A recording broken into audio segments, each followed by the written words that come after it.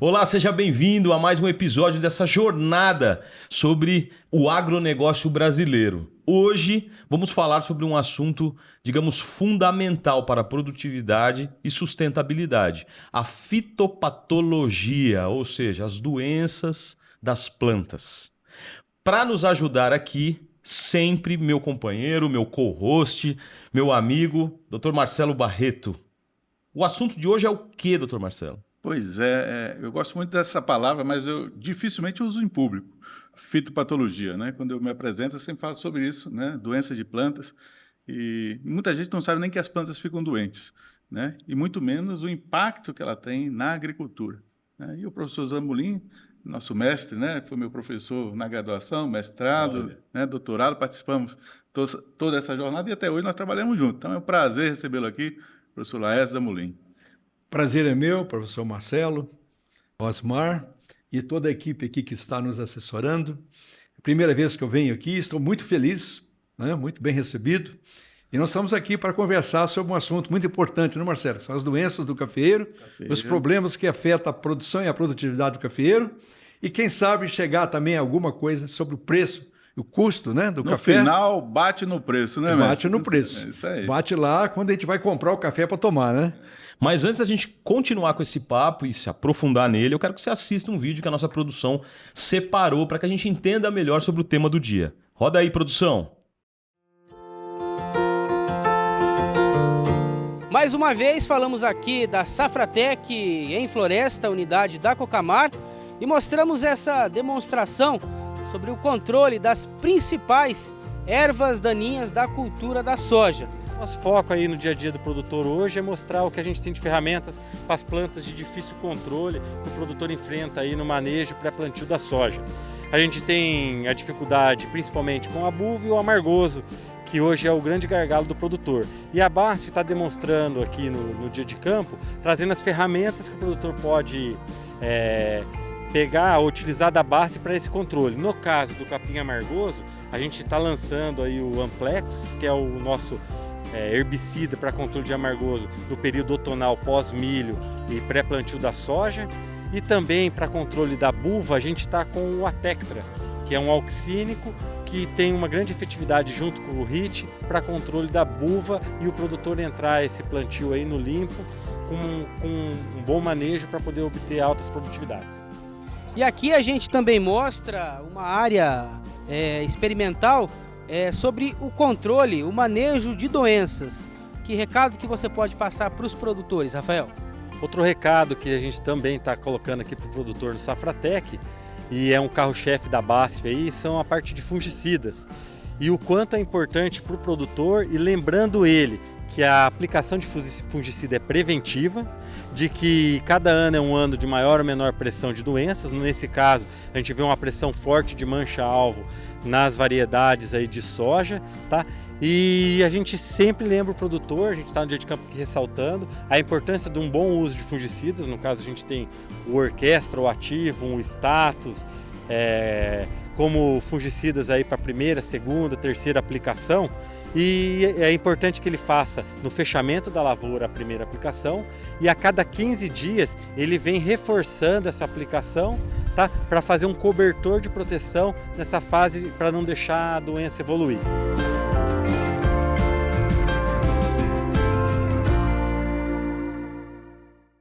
Muito bem, já foi apresentado antes do vídeo, mas eu gostaria de que ele se apresentasse. Professor Laércio Zambolin, da Universidade de Viçosa. Professor Laércio, como é que começou a sua história com o agronegócio ou com a fitopatologia? Onde você estudou? Conta um pouquinho da tua história pessoal para a gente, professor. Muito obrigado. A minha história ela é até bonita, porque meus avós, né, bisavós vieram da Itália, e aí começou a trabalhar na agricultura, na região da Zona da Mata, mineira. E naquela época se cultivava café, na região lá de Ubá, Viçosa, por aí afora, algodão, milho, feijão. E eu fui crescendo nesse meio. Até que cheguei num ponto que precisava decidir qual a profissão que eu ia seguir na minha vida. E aí, assistindo uma palestra de um decano da Universidade Federal de Viçosa, Em Ubá, na minha terra natal, eu me empolguei com a agricultura e florestas. Me empolguei. Conversei com ele e disse assim, não, vamos para Viçosa que você vai se realizar. Então eu fiz o vestibular em Viçosa e fui fazer agronomia. E dentro do curso de agronomia, conheci um famoso professor que infelizmente nos deixou há pouco tempo, o professor Geraldo Martins Chaves, e também o professor João da Cruz Filho, também que nos deixou. E aí comecei a fazer um trabalho de pesquisa, iniciação científica. E logo de cara ganhei uma bolsa do CNPq, naquela época, 1967, 68, Nossa. bastante tempo atrás, onde pude realizar um experimento com a cultura do fumo, que naquela época predominava na região a cultura do fumo. Hoje não é mais, graças a Deus. Né? Então, uma doença importantíssima para a região, que era a murchadeira, causada por um fungo, uma bactéria chamada Ralstonia solanacearum. E aí fui tomando gosto. Como que é o nome da... Ralstonia solanacearum. É uma bactéria... Nome difícil. É uma bactéria que vive no solo que murchava as plantas. Uhum. Então, essa bactéria realmente é muito importante. Então, eu estudei essa bactéria na cultura do fumo. E aí, depois, eu segui para o mestrado na própria universidade. E aí, fui para o doutorado nos Estados Unidos, na Universidade da Flórida. Uhum.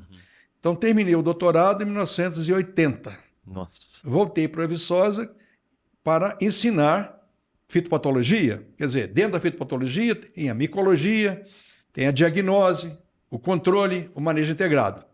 Então, fui professor durante 48 anos. Né? Hoje estou aposentado, mas também não larguei ainda a profissão, não larguei a agronomia. Continuo estudando, continuo fazendo minhas viagens, dando minhas palestras, viajando para o exterior também, principalmente na América Central, onde lá eu estou prestando serviço na área de café, de consultoria, também leciono cursos à distância. Eu não quero que a minha mente pare, eu quero continuar, porque eu amo o campo, eu amo a agronomia, eu amo as coisas relacionadas à agricultura. Olha, só para os nossos telespectadores saberem, qual que é a idade do senhor? Hoje tenho 77 anos, bem vividos, com a graça de Deus, e minha cabeça está muito boa, e sinto como um jovem de 25, 30 anos. Ainda pretendo fazer muito mais coisas, porque eu acho que eu não fiz ainda tudo aquilo que eu poderia fazer. Osmar, um detalhe que o professor Zamolin falou, e é interessante, né? Porque uma vez eu estava dando aula e tinha uma aluna sentada assim, inclusive ela foi a primeira, passou no primeiro lugar no vestibular da agronomia, e ela falou assim, não, porque eu quero saber tudo de fitopatologia. Aí eu dei o parabéns para ela, falei assim, parabéns. Espero que você atenda, porque até hoje eu não cheguei lá, né? E o professor Zamolin falando que está há 48 anos, foi professor de fitopatologia e continua estudando, porque se a gente parar, né? Um minuto de estudar, né? E eu sei que o senhor está sempre se atualizando, porque a ciência se atualiza, né? E isso é uma coisa interessante, né? Da ciência, ela não para, né? Então, depois de 48 anos, ele continua estudando ainda. Agora, professor, né? Bom aluno ou... Ótimo, excelente. Isso aí é daqueles top. O senhor que viveu toda essa evolução, como é que a pesquisa em doenças de plantas se evoluiu nesses últimos 30, 40 anos? Evoluiu muito. As tecnologias que surgiram, os equipamentos que surgiram, a biologia molecular, que veio nos mostrar o caminho a seguir quando vai lançar uma variedade resistente. Então, os métodos moleculares, eles simplificam, eles nos ajudam para lançar uma nova variedade, né? Para a identificação de um fungo, bactéria, um vírus ou um nematóide, agentes causais de doenças de plantas. Hoje nós lançamos mão de métodos moleculares, né? Então, houve uma mudança tremenda. Por isso é que nós temos que estar todo dia estudando, porque todo dia está surgindo coisas novas. O professor que para e fica dando aquelas aulas, né, que ele preparou 15, 20 anos atrás, eu acho que ele está desatualizado. Então, a ciência é dinâmica. Né? Então, se você faz uma coisa com amor, é o que eu tenho no meu coração, para a minha profissão, nada é problema. Então, eu tenho uma sede de conhecimentos. Sim. E sede de passar os conhecimentos também. Nós não podemos guardar os conhecimentos para nós. Esses conhecimentos têm que ser passados para futuras gerações, para mostrar que é importante isto e que todos podem chegar onde nós chegamos e muito mais. Uhum. Agora, o senhor pode dar um exemplo para a gente de como, quando você faz um diagnóstico precoce de alguma doença, afeta economicamente a produção da lavoura? O diagnóstico precoce, ele vai facilitar o controle e, além disso, você pode até você pode minimizar o problema de uso de excesso de agrotóxicos, de defensivos ou agroquímicos, como queiram. Né? Então, você estuda o ambiente, porque doença, Marcelo sabe muito bem disso, é o resultado da interação da presença do patógeno, do fungo, bactéria, vírus, nematóide, do ambiente favorável e da planta hospedeira suscetível. Então, se nós fazemos o diagnóstico antes, mediante a temperatura, mediante a chuva, né, mediante a umidade, então nós vamos tomar medidas preventivas dependendo da doença. Se a doença é explosiva, aquela que surge e mata a planta rápido, nós temos que tomar medidas preventivas, até com defensivos que não são tão tóxicos para o meio ambiente, mas para o ser humano. Defensivos que têm, assim, uma toxicidade baixa. Quando o processo de infeccioso aumenta, aí nós temos que entrar com um defensivo mais potente. Né? Então, depois volta com um defensivo menos potente, porque é mais barato e menos danoso ao ambiente. Então, o diagnóstico precoce, tanto na medicina, como na agricultura, como na veterinária, minha filha é médica, ela fala a mesma coisa, doença é diagnóstico precoce, é prevenção. Então, prevenção, em todos esses 3 níveis. Então, o engenheiro agrônomo, o fitopatologista, tem que estar atento a esses fatores de campo para que ele saiba se o momento exato de controlar com qual produto a usar. E também, quem sabe, não usar produto. Porque, por exemplo, a doença pode não atingir o nível de controle. Né? Então, se não atingir o nível de controle, nós não vamos usar produto nenhum. Então, é por isso que é importante acompanhar os fatores do ambiente que, vamos dizer assim, afetam a severidade da doença. Para você usar o defensivo e não usar. Doutor Marcelo, quando eu era adolescente, a minha família, por parte de mãe, morava ali na região de Ilhéus, Itabuna, região cacaueira. E a gente ouvia muito os tios que moravam lá dizendo assim, nossa, a vassoura de bruxa acabou com o cacau, acabou com a lavoura, ou com a produção desse ano e tal. Antes da gente entrar no ar, a gente estava falando da diferença entre a praga e a doença. Então me fez lembrar dessa coisa da vassoura de bruxa, porque eu não sei se ela era uma praga que vem de fora ou uma doença da própria planta. Vocês poderiam desmistificar isso para a gente? O que é a praga, o que é a doença, se é tudo a mesma coisa? Na verdade, assim, oficialmente para o Ministério da Agricultura, a gente estava até falando isso aqui, eles são tudo praga. Né? Então, tem que a gente fala também pragas quarentenárias e não quarentenárias. Né? Isso é a título de legislação e para facilitar a comunicação. Né? Então, se a praga não está na região, né, ela é quarentenária. Se chegar, como chegou lá na Bahia, causa esse dano. Né? Mas para nós, né, da área técnica, nós diferenciamos doença, que é causada por fungo, vírus, bactéria e nematóide, pragas, propriamente dito, que é causada por insetos, né, e ácaros, né, e plantas daninhas, né, que é causada só os matos, né, que a gente fala, né, que também compete por nutrientes, são hospedeiras de doenças e pragas também. E tudo isso junto a gente chama proteção de plantas, né, que é o ramo que trata disso tudo, mais tecnologia de aplicação e tudo isso. Então, é um ramo da agronomia que trata dessas coisas. Então, no caso da vassoura de bruxa, é causada por uma doença, porque é um fungo. Né? Então é uma doença. Então é a nossa área. Está dentro da nossa área. O professor tem experiência aí também com a vassoura de bruxa e o impacto. E é muito interessante a gente falar sobre isso.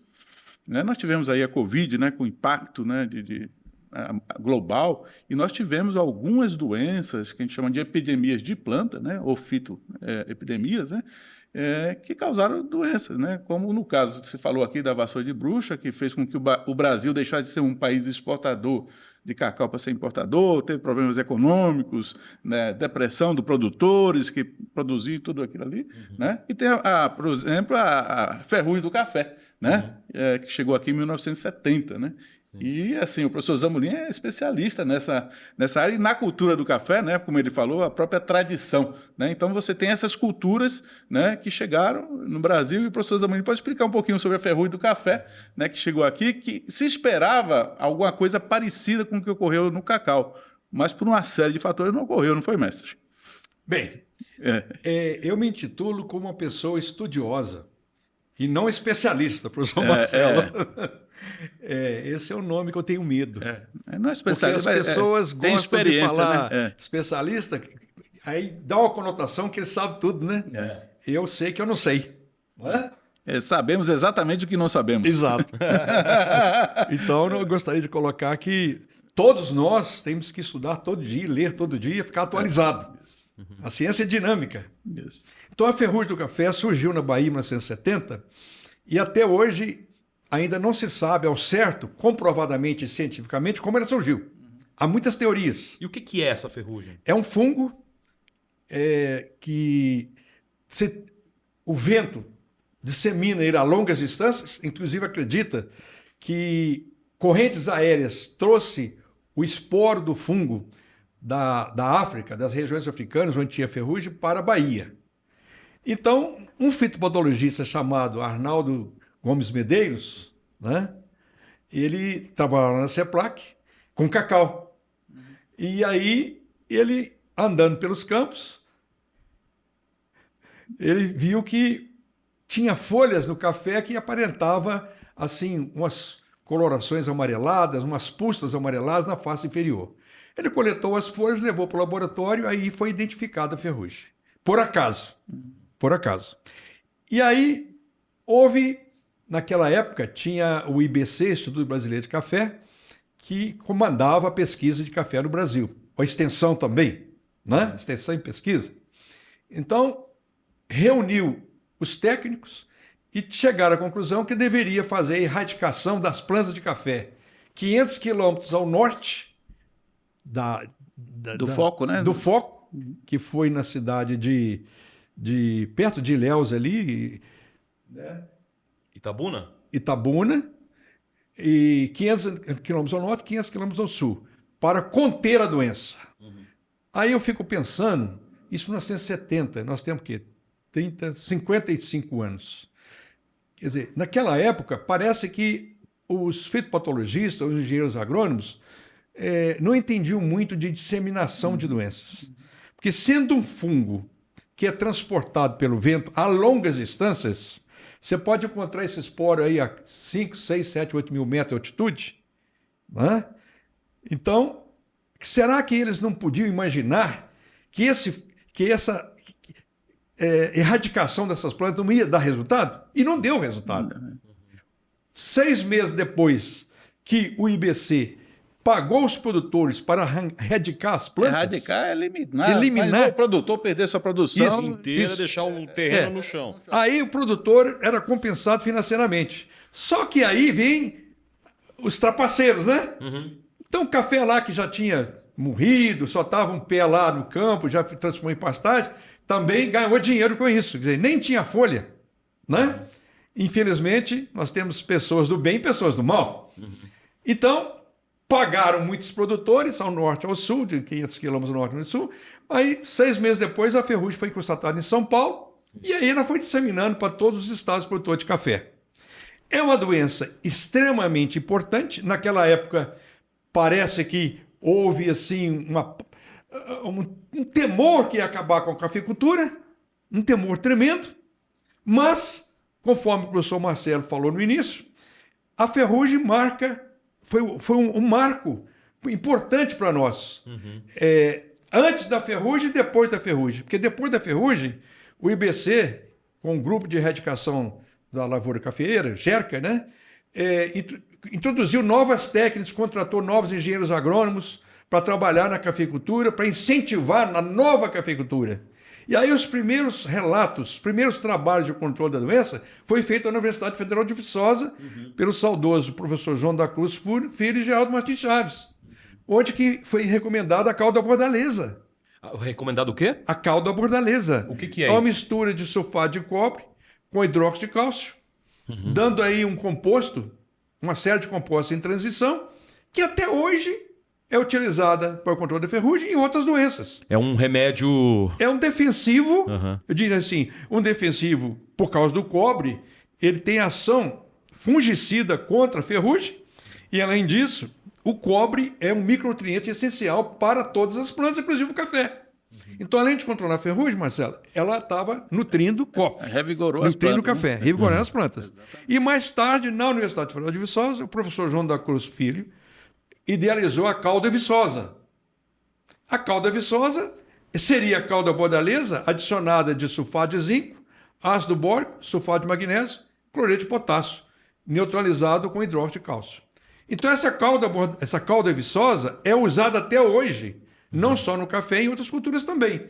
Porque além de controlar as doenças pelo fato do cobre ser o fungicida, o íon, né, que controla as doenças, ainda fornece zinco, boro, que as plantas necessitam. Então diz assim, mas como é que está a ferrugem? Quer dizer, ela causou epidemia? Causou muito dano. 50%, 60% de dano, de perda. Mas, com o passar dos tempos, conforme você mesmo me fez a pergunta inicial, a ciência evoluiu. E aí surgiu o primeiro trabalho de controle da ferrugem para produtos via solo. Então, nós fomos no Paraná verificar uma demonstração de uma empresa de agroquímico, onde mostrou que haveria possibilidade de controlar a doença por aplicação de produtos via solo. Olha só, uma coisa inédita no mundo. Controlar uma doença aplicando fungicida via solo. Quer dizer, você coloca ela no solo úmido, o solo tem que estar úmido, e as radicelas vão absorver o princípio ativo e levar para as folhas, através do apoplasto. Né? Então, na corrente, né? Então ele iria para as folhas novas. É interessante, né? Isso aí, né? Quer dizer, essa preocupação, e o professor Zamolin falou, né? Então você tinha esses primeiros produtos, que essas caldas, né? E com o tempo também evoluíram novos produtos. Falou aí, uma nova tecnologia. Sim. Então, na verdade, quando você tem um problema sério para resolver, e ele falou aqui, né? E a grande preocupação é que a ferrugem comprometesse a produção brasileira, assim como comprometeu a produção do cacau, né? Que hoje também, semelhante ao café, houve uma evolução na tecnologia de produção de cacau, né? Sim. Então, hoje nós somos o maior produtor de café, né? Nós temos qualidade e, em parte, a gente pode dizer que foi em decorrência desse desafio, né? Porque a ciência, né, evoluiu para resolver esse problema, né? Bom, continuando, eu diria que esse foi o primeiro trabalho e, depois desse trabalho, ainda muita gente não acreditou, muitos fitopatologistas, engenheiros agrônomos, mas foram feitos experimentos em outras regiões com esse mesmo produto. A gente não vai falar aqui o nome dos produtos. Mas pode falar, não tem problema não. Mas esse produto, ele se mostrou em outras regiões como um produto altamente tóxico para o meio ambiente, para os humanos e para os animais. Então começou a haver problema de toxidez para esses três ambientes, né? Para o ser humano principalmente, e animais. Aí começou a se verificar em muitas regiões da zona da Mata Mineira, morte de animais, houve até uma morte ou duas de pessoas, né? Intoxicação tremenda. E aí, com o tempo, esse produto foi abandonado e surgiu outro produto, né? Misturado com inseticida. Esse primeiro produto aí já tinha inseticida. Sim. Agora surgiu um novo, por outra empresa, um outro produto que também tinha inseticida, mas menos tóxico. Porque o problema era o inseticida, não era o fungicida, Marcelo. Né? Que era muito tóxico. Então, foi se propagando os experimentos. Nós mesmos, na Universidade de Viçosa, conduzimos inúmeros experimentos mostrando que era possível controlar a ferrugem aplicando o produto via solo após as primeiras chuvas. O solo tinha que estar umedecido. Né? Senão, o princípio ativo não era absorvido pelas raízes para levar para a parte aérea. Bom, hoje, esse produto ele foi trabalhado com novas formulações, etc., e está sendo usado até hoje pelos produtores, porque ele é aplicado preventivamente. Porque no caso da ferrugem do cafeeiro, nós temos uma particularidade, o professor Marcelo sabe muito bem disso. O café, ele produz um ano muito bem, o outro ano ele se prepara para produzir. Né? Produz bem um ano sim, outro ano produz baixa produção. Então, veja bem, a ferrugem, o problema dela é no ano da alta produção. No ano da baixa produção, o nível de ferrugem é baixo. Então, quer dizer, nós estamos em novembro. É o ano da alta produção. Deu uma florada muito boa. Tá dando os frutinhos começando. Começou a chover. Aplica-se o produto via solo. Esse produto via solo, ele vai ter um efeito residual de uns 60, 75 dias. Quer dizer, se nós aplicarmos lá 15, 20 de novembro, então nós estamos com as plantas protegidas no Natal, no Ano Novo. Lá para o início de fevereiro, nós vamos fazer o monitoramento das plantas para saber se a doença evoluiu. Se a doença começou a evoluir, aí nós vamos fazer a aplicação de foliares, tanto de produtos à base de cobre, caldo bodalês, caldo viçosa, ou produtos sistêmicos que tem no mercado hoje. O certo é que esse produto via solo, ele veio dar um grande impulso no controle da ferrugem. Hoje, se você me perguntar, a ferrugem é importante? É, para quem não faz controle. É igual as doenças no coração. Se eu não faço o controle da doença do coração preventivamente, eu vou morrer. Sim. Então, é a mesma coisa. Então, nós temos que fazer o controle preventivo sempre monitorando as plantas. Monitoramento para saber a incidência, quer dizer, o número e a severidade da doença nas plantas e observando o clima. Porque, veja bem, se o clima não chove em novembro, não chove até 15 de dezembro, você vai colocar o produto via solo? Não vai. Você vai perder dinheiro. E a ferrugem também não vai aparecer, né, Marcelo? Porque ela depende de chuva e depende de temperatura e umidade. Então, hoje, a ferrugem é problema? É, para quem não controla. Há controle? Há. Então, não é o controle só através de químicos. Evoluiu também, você me perguntou a evolução, as variedades resistentes. Nas 170, nós não tínhamos variedade nenhuma resistente. E aí surgiu, os professores lá em Viçosa, o João da Cruz, por exemplo, passou um tempo em Portugal, em Oeiras, onde que tem o Centro de Investigações das Ferrugens do Cafeeiro. Então ele passou um tempo lá estudando a ferrugem e trouxe para a Viçosa materiais derivados do híbrido de Timor, que é um híbrido encontrado na ilha de Timor, na África, que tem resistência à ferrugem do cafeeiro. E o mais importante, esse material que veio com o professor João da Cruz de Portugal, ele veio também para Campinas, do Dr. Alcides, né? Foi trabalhado aqui também. Mas, veja bem, os portugueses já enviaram o híbrido de Timor cruzado com caturra.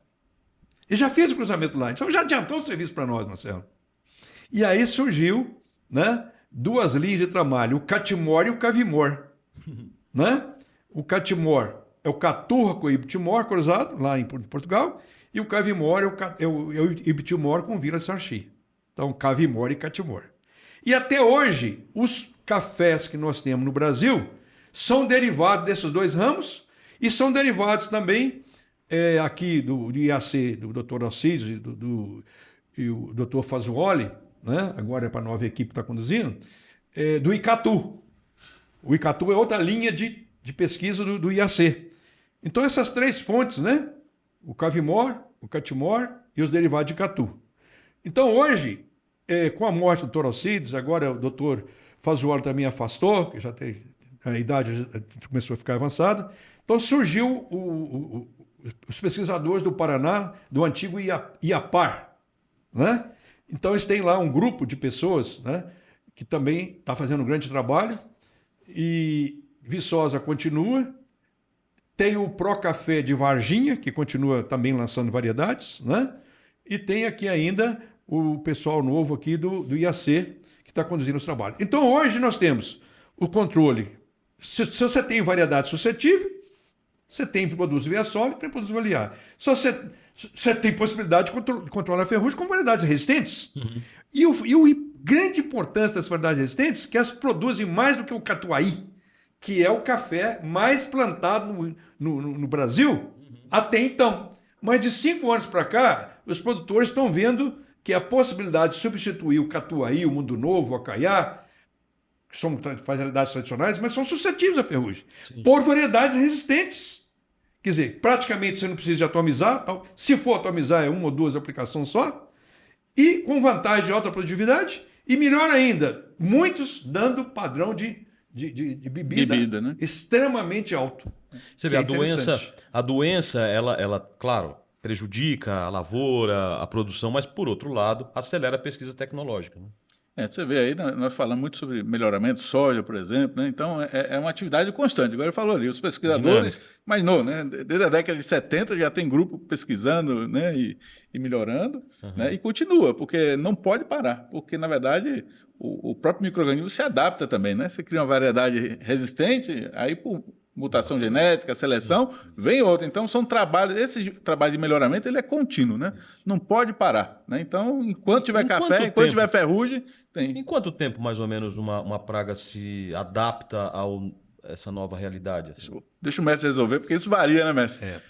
Antes disso, eu gostaria de comentar que quem está à frente hoje do IAC é Oliveiros Guerreiro Filho, o nosso colega Oliveiros Guerreiro, que está conduzindo lá no IAC os trabalhos sobre ferrugem e melhoramento genético, né? Ele com a sua equipe, uma pessoa também que foi formada lá junto com o Fazuoli, né?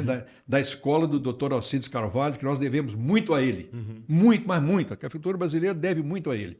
Inclusive, na América Central, ele mandou sementes para lá na década de 50. Nossa. Então, até hoje, quando eu vou à América Central, o pessoal fala do Dr. Alcides.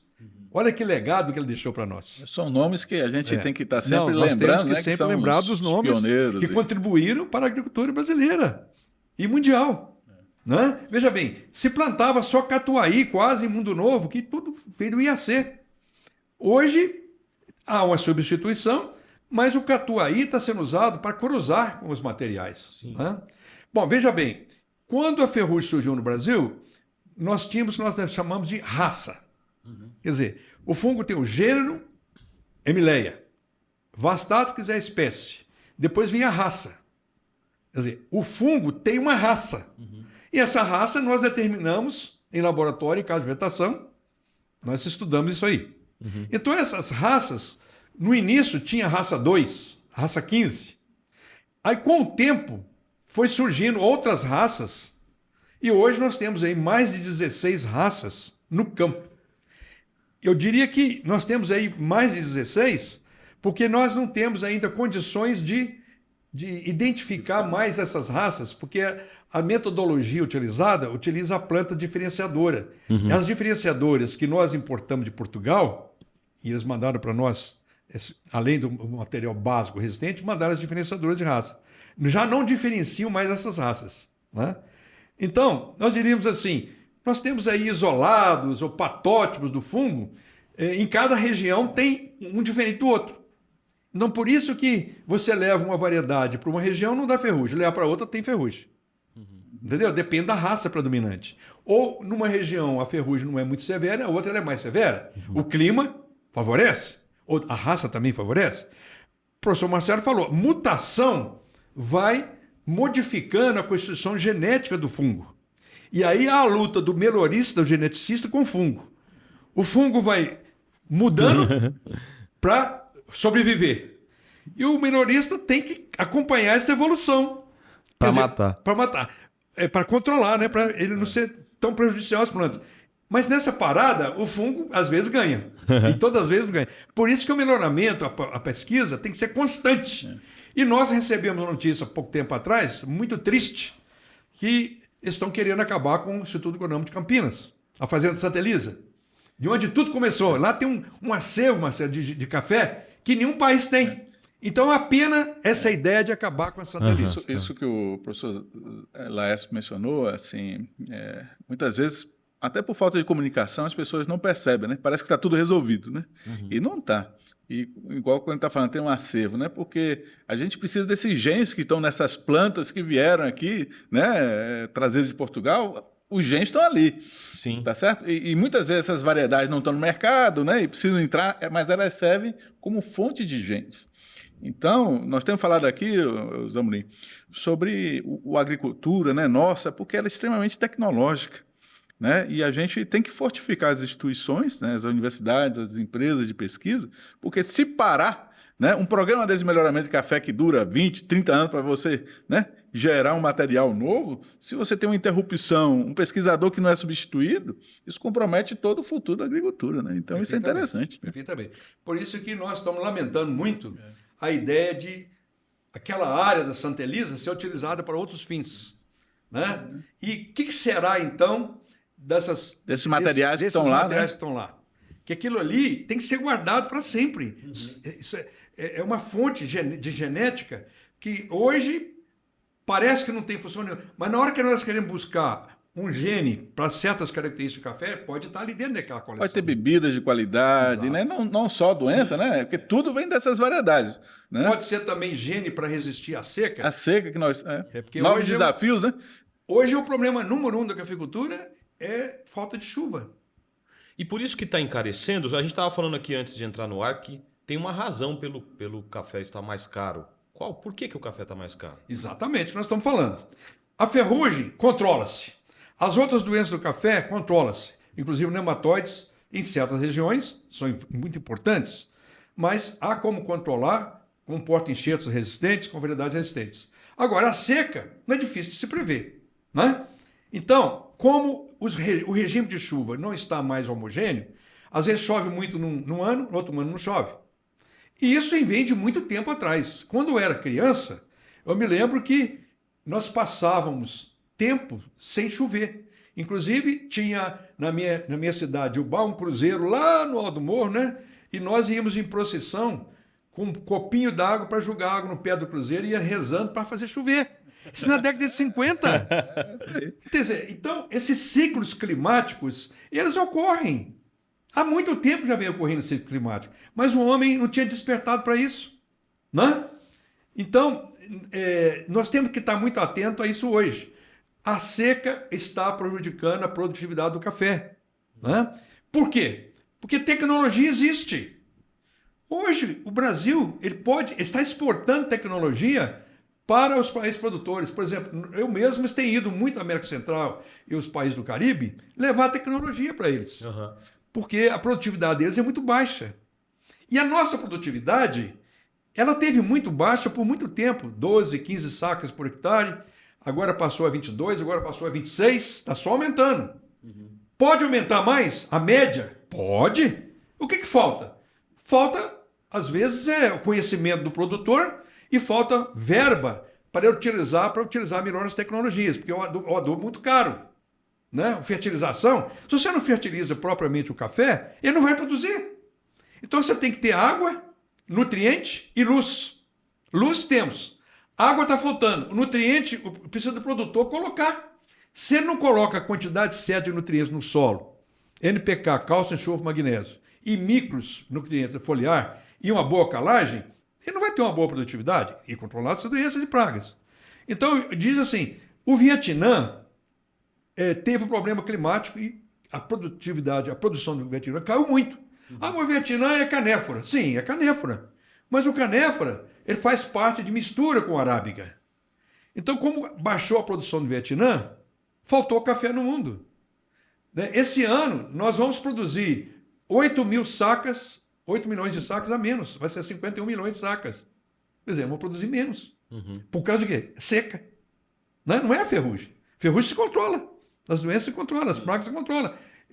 Já existe tecnologia para isso. Né? Os nossos técnicos trabalharam isso e está tudo consumado. Variedades boas nós temos também.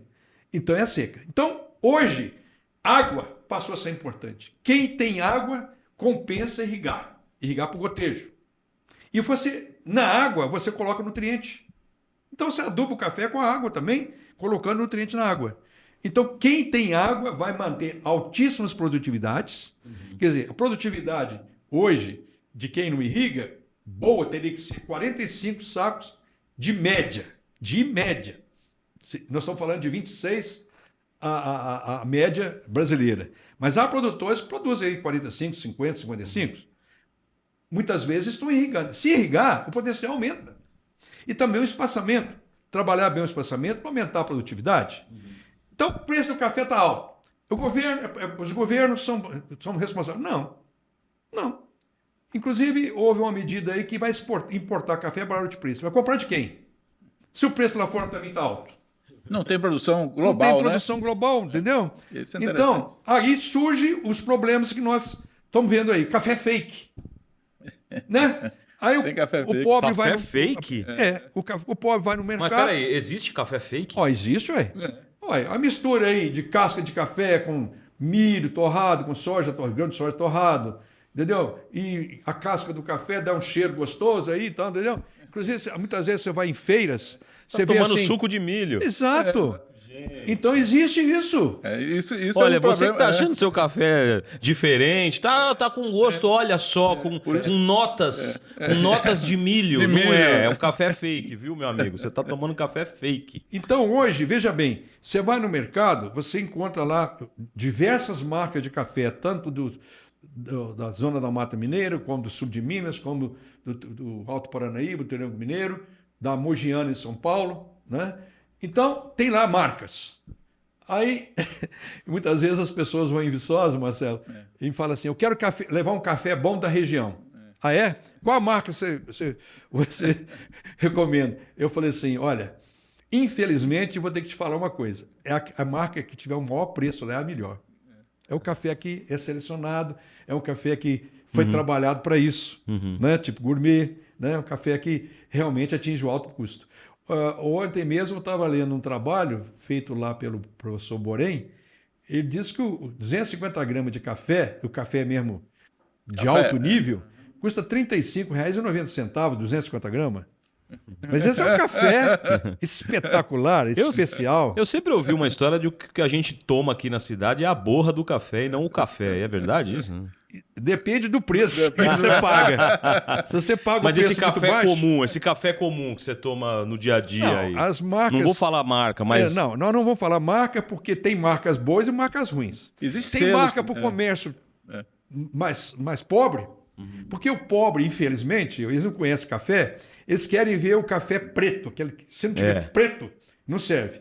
Então esse café preto que está aí é um café de baixa qualidade. Pode ser até café mesmo, né? Pode ser até café, mas é porque a indústria o grão seleciona, o grão é de baixa qualidade, a torrefação... São as escolhas. As escolhas, então... É o café que as torrefadoras pegam para fazer o café solúvel, né? Para dar enchimento, né? Por isso que tem que adoçar, né? Porque o café bom mesmo você não precisa adoçar. Não, ele já vem um doce natural. Então, veja bem, o café vai continuar com preço alto? Vai. Infelizmente. Porque quem que é culpado disso? O clima. Sim. Que o clima afetou a produtividade e a produtividade dos países produtores, principalmente o Vietnã. Né? Então, esse ano mesmo, já falei, nós temos 8 milhões de sacas a menos. A menos. Né? E não tinha os estoques, né, para estoque regulador. Então tem coisa, e isso é interessante, né? A gente fica procurando culpado, né, mestre? Exatamente. Não é culpado. Existe o ciclo da natureza, chuva, existe doenças, por exemplo, quando veio a vassoura de bruxa, a gente falou, aumentou o preço do cacau. O cacau teve que ser importado, então é custo, né? Então tudo isso a gente tem que entender, uma equação muito não delicada. existe especulação, como se fala. Não é especulação, não. O produtor está pegando, está vendendo, mesmo porque o produtor hoje não tem controle de estoque também, né? Porque tem que pagar as contas dele, Exatamente. né? Ele vende, colhe hoje, paga, né? Vende para pagar a conta de amanhã. Então, isso que o professor Zamonin é um problema global, né? Então, não adianta prometer o que não se deve, né? Agora, veja bem, como é que nós ainda estamos tão evoluídos na cafeicultura? Eu tenho visitado a América Central, como eu disse, dando assistência lá. Lá eles não podem fazer colheita de café mecanizada, porque o terreno é mais amorrado. Então o custo de produção deles tem sido maior. E a produtividade é menor porque o café é baixo sombra. Você precisa ter árvores. Então, porque lá a insolação é muito intensa. E nós não temos esse problema aqui. Nós temos colheita mecânica, com exceção da zona da mata, que tem a região amorrada. Quer dizer, nós dependemos em certas regiões de mão de obra. E a mão de obra está cara e ruim. E outro problema também, mão de obra para colher. Mão de obra para colher. Teve ano lá no norte do Espírito Santo que perdeu-se colheita por falta de mão de obra. É outro fator também. Agora, você tem, por exemplo, o Conilon no Espírito Santo, né? Na Rondônia. Está evoluindo para outros estados. Mesmo o Minas Gerais está plantando muito Conilon também. Já tem a colheita semi-mecanizada. Entendeu? Então, os ramos, depois de uma certa idade, que tem café, são cortados, colocados numa lona de plástico no meio da fileira, enche aquela lona é puxada por um trator lá na estrada, e essa lona cai numa máquina que vai separando os grãos dos ramos das folhas para o lado e as folhas para o outro. Então aí já é semi-mecanizada. Quer dizer, porque a região lá é plana, sul da Bahia é muito plano também, Então, veja bem como é que evoluiu até para o Conilon a colheita semi-mecanizada. E já estão se pensando em colheita mecanizada total, já estão se pensando. Aí vai ter que ter pesquisa para que o grão do Conilon não seja tão fortemente aderido às ramas, porque esse é o grande problema hoje, né? A colheita mecânica, como a arábica, ele tem que facilitar a saída do grão do ramo. Só uma coisa explicar, né? O que o Osmar está olhando aqui é porque, na verdade, o arábica, né? Que a gente fala que é o café mais conhecido, né? O grão sai fácil. Então, o que é que a colheita passa batendo e o grão cai. Agora, no Conilon, não, ele fica. Então, olha só, isso aí vai gerar uma necessidade de um melhoramento para colocar variedades que o grão caia. E aí nós temos que voltar às origens, né? Exatamente. Aquele material que a gente não usava, que agora passa a ser importante. Exatamente. Por isso que a ciência não para nesse aspecto, né? E é dinâmico. Lá no Espírito Santo nós temos o INCAPER, Instituto Capixaba de Pesquisa e Extensão Rural, que trabalhou todas essas variedades que foram lançadas. Depois Rondônia, a Embrapa de Rondônia, está colocando no Brasil todo materiais também extremamente importantes para o produtor produzir. Tá? Olha, você que está assistindo a gente tomando um café, você fazia ideia de que a equação para esse café chegar na sua xícara é tão grande? Pois é, e aqui a gente consegue tentar trazer para você essa tradução de coisas tão importantes para que esse café você tome de uma maneira pacífica e de um jeito que a gente entenda. Então eu queria agradecer o professor Laércio Zambolin. Obrigado, professor. Que aula, obrigado mesmo. Eu que agradeço. Muito bom estar aqui com vocês, professor Marcelo, vocês todos, a equipe aqui. Primeira vez que eu vim aqui no Mackenzie, estou impressionado, né, com essas instalações, com o nome Mackenzie, e espero ter ajudado os produtores e estamos à disposição. Se você gostou, não deixe de curtir, compartilhar e dizer para os seus amigos que nós temos aqui um fórum para acompanhar a jornada do agronegócio brasileiro. Obrigado pela sua presença com a gente e até o próximo episódio.